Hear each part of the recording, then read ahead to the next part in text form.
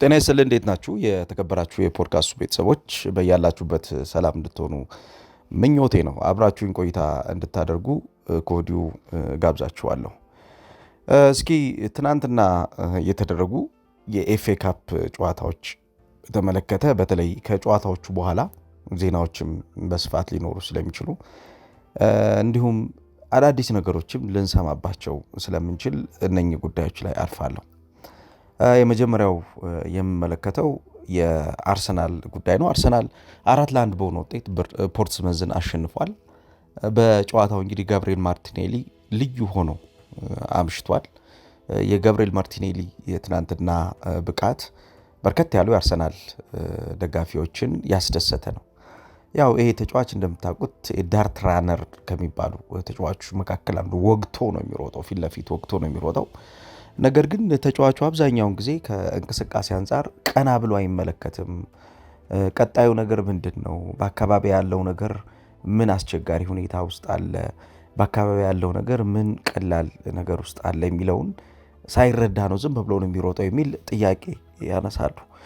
ነገር ግን ይሄ ተጫዋች ቤስት ድሪብለር ነው። ከዛ ውጭ ደግሞ አንድ ለአንድ የቀኝ ተጠምዛዥ ሩጫዎች ወይም ደግሞ የራይት ከርቭድ ራኖችን እያደረገ ወደ ተጋጣሚ ሜዳ ሳጥን የሚገባ ተጫዋች ነው።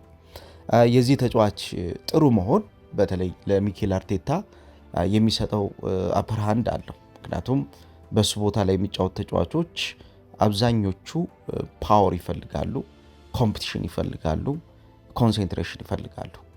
በእነኚህ ሶስቱ ባህሪያቶች ውስጥ ለማለፍ ታዲያ በተሻለ ፐርፎርማንስ ላይ የሚገኙ ተጫዋቾች በመጡ ቁጥር ይበልጥ ውድድሩ የተሻለ ጥራት እያገኘ ይመጣል። ይሄ ለክለቡ የሚጠቅመው ነገር አለ።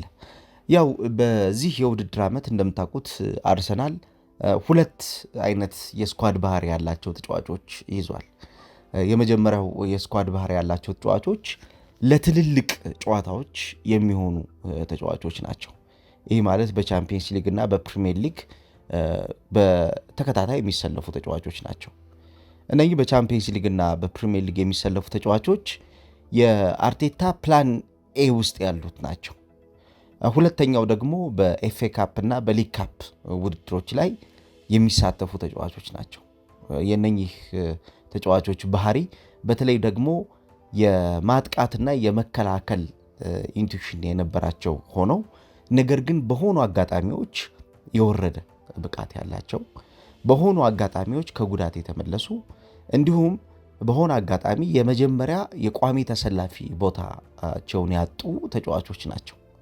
ያው እንደምታውቁት በዚህኛው ዘመን የእግር ኳስ እሳቤ ውስጥ ክለቦች አብዛኛውን ጊዜ የማጥቃት ግንዛቤ ያላቸው፣ የማጥቃት ፍላጎት ያላቸው ተጫዋቾችን በተሻለ ለዋናው ቡድን ይመርጣሉና ትናንትና የነበረው የጋብሪኤል ማርቲኔሊ ብቃት ለሚኬል አርቴታ የሚሰጠው ነገር ቀላል የሚባል አይደለም። ምክንያቱም አማራጩን ይበልጥ ያሰፋለታል። ከተጋጣሚዎቹ አንጻር ደግሞ ከዚህ በኋላ የሚመጡ ተጋጣሚዎች እጅግ በጣም ጠንካራ ተጋጣሚዎችን ነው የሚገጥመው አርሰናል። ስለዚህ ለነኚህ ጠንካራ ተጋጣሚዎች ደግሞ ምላሽ የሚሰጥበት የተጫዋቾች ፐርፎርመንስ ይፈልጋልና ማርቲኔሊ ትናንት ድንቅ ጊዜ አሳልፏል። 4-1 ባሸነፈው የአርሰናል ስኳድ ውስጥ የነበረው ፐርፎርማንስ አስገራሚ ነው። ኖኒ ማዱኬ ትናንት በጋብሪኤል ሄሱስ እና ኖኒ ማዱኬ የጋብሪኤል ማርቲኔሊን የማጥቃት እንቅስቃሴ በማገዝ በተለይ 25ኛው 51ኛው እና 72ኛው ደቂቃ ላይ ባስቆጠራቸው ኳሶች ውስጥ የነበራቸው ሚና ቀላል የሚባል አይደለም። ጋብሪኤል ሄሱስ ቆርጦ የሰጠው ኳስ፣ ኖኒ ማዱኬ ጋብሪኤል ማርቲኔሊ እንዲያስቆጥር የረዳቸው የግንባር ኳሶቹ በተለይ ከመስመር እየተነሱ ለሚደረጉ ሩጫዎች በዚህ የውድድር ዓመት በተለይ ወሳኝ ለሚባሉ ጨዋታዎች ማዱኬን ነው መጠቀም ያለበት ወይንስ ደግሞ ቡካዮ ሳካን ነው መጠቀም ያለበት የሚል መላምት ለሚያስቀምጡ ምላሽ የሰጠበት ጨዋታ ነበረ። በአሁኑ ሰዓት ያው እንደምታውቁት የቡካዮ ሳካ የጨዋታ ቀናቶች የድካም ስሜት እየታየባቸው ነው። ኢነርጂ ይጎለዋል ቡካዮ ሳካ። አብዛኛውን ወደ ተጋጣሚ ሜዳ በሚጠጋበት ሰዓት የተጋጣሚ ሜዳ እንቅስቃሴዎቹ ለተጋጣሚ ከዚህ በፊት በጣም አስጨናቂ ነበሩ። እነኚህ አስጨናቂ የነበሩት የሱ የጨዋታ እንቅስቃሴዎች ይበልጥ እያደጉ በየጨዋታዎቹ የፊክስቸር ክብደትና የፊክስቸር አስቸጋሪ ጉዳዮች ላይ መልስ የሚሰጡ መሆን አለባቸው። አሁን በሊቨርፑል ጨዋታ ወቅት የነበረውን ፐርፎርማንስ ከተመለከትን የቡካዮ ሳካ የዘንድሮ የውድድር ዓመት ጉዞ የሚተካው ስኪል እንደሚፈልግ የተመለከትንበት ነበር። እንዳውም በመስሪያ ቤት ውስጥ የሚባል ነገር አለ። ይሄ ደሞዝ እየተከፈላቸው እንዲያርፉ የሚደረጉ ሰራተኞች አሉ። እነዚህ ሰራተኞች ደሞዝ ተከፍሏቸው እንዲያርፉ የሚደረግበት ዋነኛው ምክንያት ዴሊቨር ስለማያደርጉ፣ ምክንያቱም ኢፌክቲቭ ዴሊቨር ይፈልጋል ስራቸው። ነገር ግን ኢፌክቲቭ የሆነ የስራ ኮሚትመንታቸው የስራ ትጋታቸው ስለሌለ እረፍት እንዲሰጣቸው ይደረግና አርፈው ራሳቸውን ሪኢነርጃይዝ አድርገው ወይም ደግሞ እንደገና መልሰው ፓወር ሞልተው እንዲመጡ ነው የሚደረገው።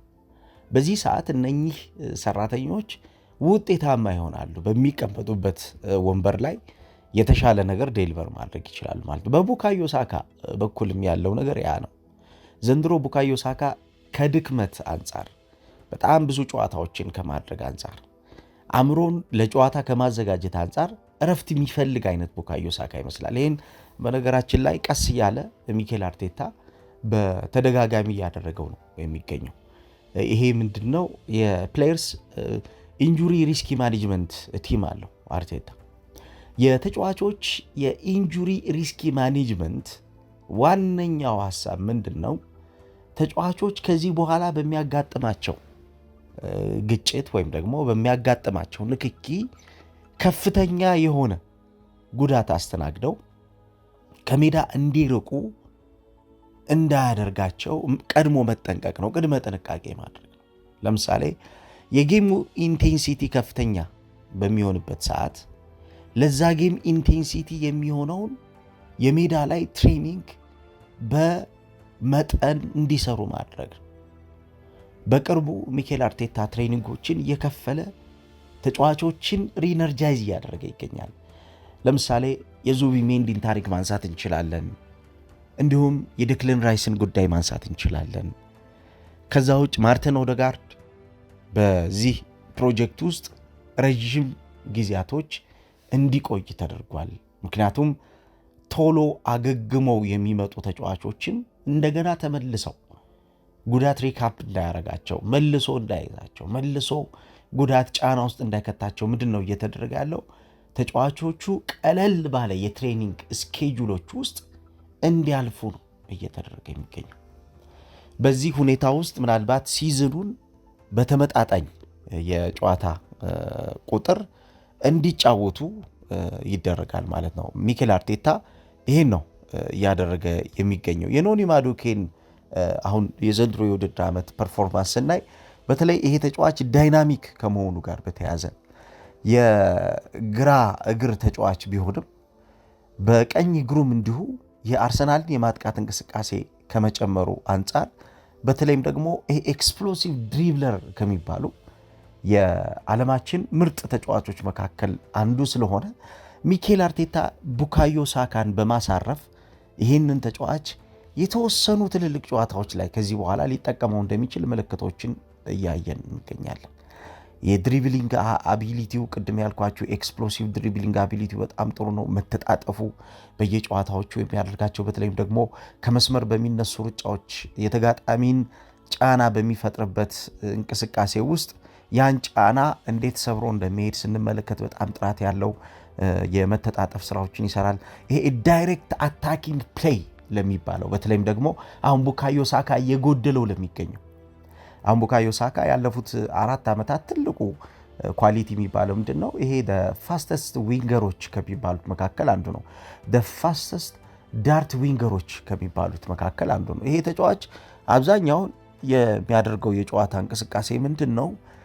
ቅድም የነገርኳችሁ የዳይሬክት አታኪንግ ፕሌይ ላይ ይሳተፋል በአርሰናል። ዘንድሮ ግን ቡካዮ ሳካ የጎደለው ምንድን ነው? የዳይሬክት አታኪንግ ስታይል ፕሌይ ላይ የመቆለፍና እዛ እንቅስቃሴ ላይ ገብቶ ለመውጣት የመቸገር ሁኔታዎች ውስጥ ተመልክተነዋል። ቡካዮ ሳካ በሚቸገርባቸው አይነት ሲቹዌሽኖች ውስጥ ደግሞ የኑኒ ማዱኬን እንቅስቃሴ ከተመለከት ነው የዲሲሽን ጉዳይ ካልሆነ ሚኬል አርቴታ ይህን ተጫዋች ወስኖ ለማሰለፍ ያለው ፍላጎቱ ያው ጥሩ ከመሆንና ካለመሆን ጋር ወይም ደግሞ የነበረውን ነገር ከማፍረስና ካለማፍረስ ጋር ካልሆነ በስተቀር ይህን ተጫዋች የሚጠቀምበት ከሆነ ከቡካዮ ሳካ በላይ ዴሊቨር ሊያደርግለት እንደሚችል ምልክት እያየን እንገኛለን። ይሄ ያለፉት 2 ጨዋታዎች ብቻ ሳይሆን ከዚህም በፊት በተደረጉ ጨዋታዎች ላይ የኖኒ ማዱኬ እንቅስቃሴ በራሱ የሰጠን ፒክቸር አለ። ለምሳሌ በአለፉት 10 ጨዋታዎች የአርሰናልን የከት ኢንሳይድ ራኖችን ከተመለከትን በፐርሰንት ደረጃ ከተመለከት ነው አርሰናል ወደ 7.8 ከመቶ ያክል ቅናሽ አምጥቷል። የዘንድሮ የውድድር ዓመት የከት ኢንሳይድ ራን የማጥቃት ታክቲክ ማለት ነው።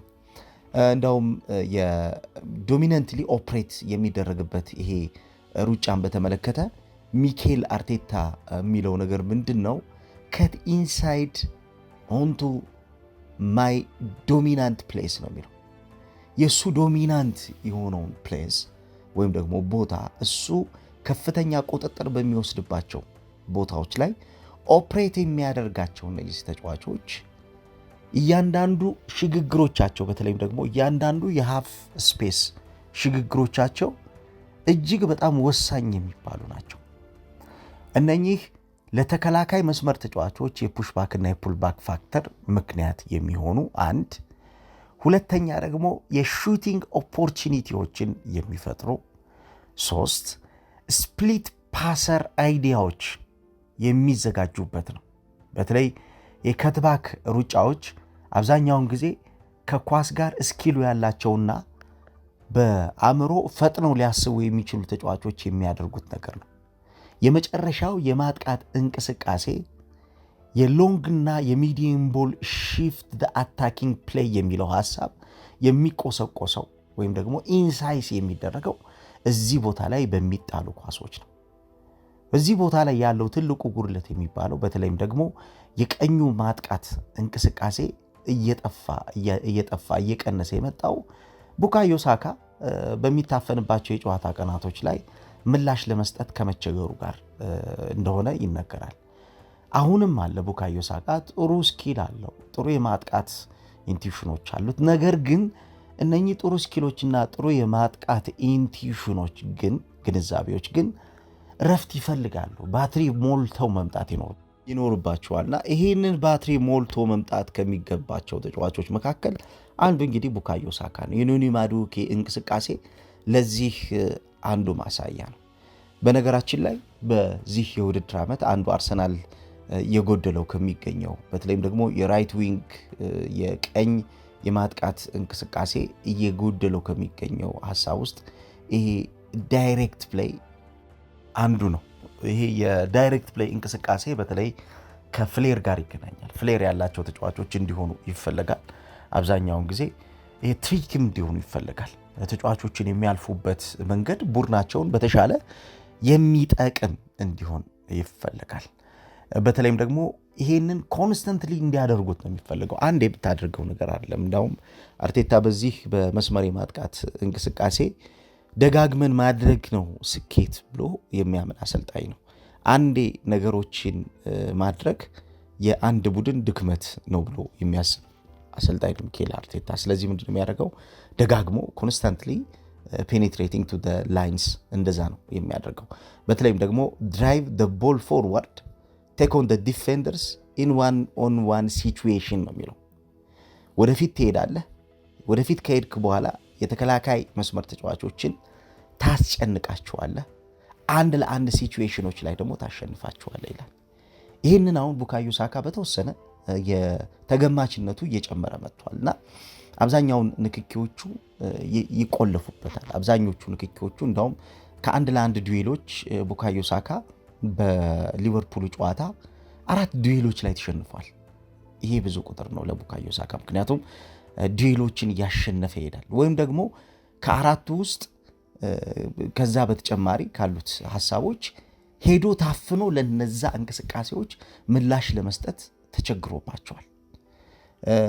ኢምባላንስ ለማዘጋጀት ለቡድን አንዱ ትልቁ ነገር ምንድነው? ሚዛን እንዳይጠብቅ ማድረግ ነው። የተከላካይ መስመር የተጋጣሚ ቡድን የጨዋታ ሀሳቤ ሚዛን እንዳይጠብቅ ማድረግ ነው ዋነኛው መንገድ። በዚህ ሚዛን እንዳይጠብቅ በሚደረግበት ሁኔታ ውስጥ ምንድነው የኦፖዚሽን ዲፌንሶች ሁሌም ቢሆን ደካማ እንዲሆኑ ማድረግ ነው። በተለይ ይህን የሚያደርጉበት አንዱ መንገድ ምንድነው? ይሄ ኩዊክ ቼንጅ ኦፍ ዳይሬክሽን ያደርጋሉ፣ ወይም ደግሞ በጣም ፈጣን የሆነ የአቅጣጫ ቅየራ ያደርጋሉ። ይሄ በጣም ፈጣን የሆነ የአቅጣጫ ቅየራ ምንድነው ለተከላካይ መስመር ተጫዋቾች አስቸጋሪ እንዲሆን ስለሚደረግ ነው። የተከላካይ መስመር ተጫዋቾች ከባዱን ነገር እንዲያስቡ ማድረግ አብዛኛውን ጊዜ በእንቅስቃሴ ለቡድኖች በጣም ወሳኝ ነገር ነው።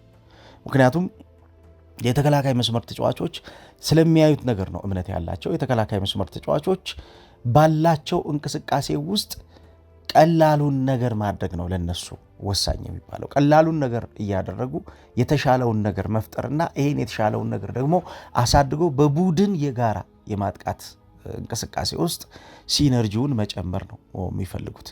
ስለዚህ ይሄንን አስቸጋሪ የሆነ ሁኔታ መፍጠር ነው። ለምሳሌ ትናንትና ፖርትስመዝ ምንም እንኳ ደካማ ቡድን ቢሆንም በፖርትስመዝ የማጥቃት እንቅስቃሴ ላይ የነበረውን የኑኖ ማዱዌኬን ሚና ከተመለከታችሁት አርሰናል ባለፉት ጨዋታዎች እየጎደለው የነበረው ነገር ምን እንደሆነ ማሳያ ነው።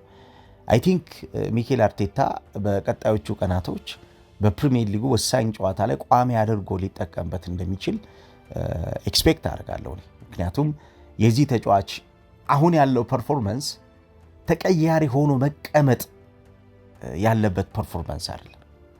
ይሄ ተጫዋች በዚህ ሰዓት ለቡድኑ ዋና ተሰላፊ ሆኖ መጫወት የሚችልበትና በዚህ የዋና ተሰላፊነት ሚናው ለክለቡ እንዳውም የተሻለ ዴሊቨር የሚያደርግበት ፐርፎርም እያደረገ ነው የሚገኘው። በጣም የሚደንቀው እኔ ቴክኒካል ኳሊቲው በጣም ይገርማል።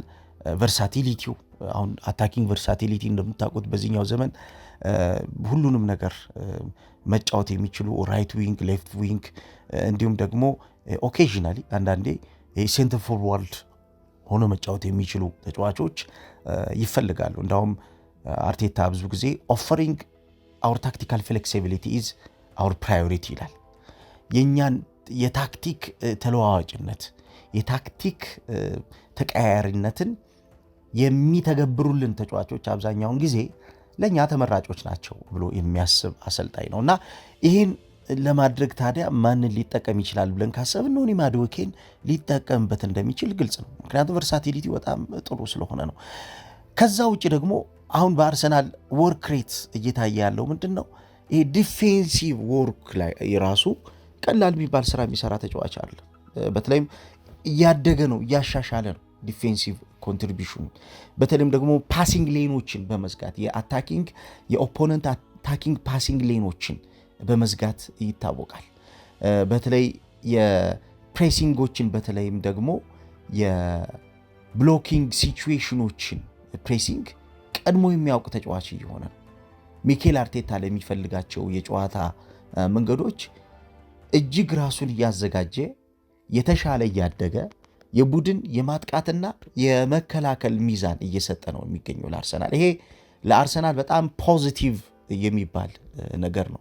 በትናንትናው ጨዋታ የተመለከትነው ኑኖ ማዱዌኬ በቀጣይ በፕሪሚየር ሊጉ ለሚደረጉ ጨዋታዎች ራሱን አዘጋጅቶ አርሰናል ላለበት የቤት ስራ፣ አርሰናል ለሚጠብቀው ትልቁ ፈተና ጥሩ የሆነ ኳሊቲ ዴሊቨር ማድረግ እንደሚችል ምልክት እየሰጠ ይገኛልና ምናልባት የትናንትናው ጨዋታ ጎል አስቆጣሪው ጋብሪኤል ማርቲኔሊ ሊሆን ይችላል።